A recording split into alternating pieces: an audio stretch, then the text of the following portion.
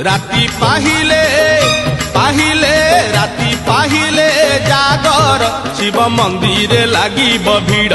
हईल शिव मंदिर लागिब भीड़ राति पाहिले जागर शिव मंदिर लागिब भीड़ हईल शिव मंदिर लागिब भीड़ पहली दर्शन पहली घर्षण पहली दर्शन पहली घर्षण पहली पंडा पहली धंडा पहली भोग पहली जोग पहली भक्त बड़ राति पाहिले पाहिले राति पाहिले जागर शिव मंदिर लागिब भीड़ हईल शिव मंदिर लागिब भीड़।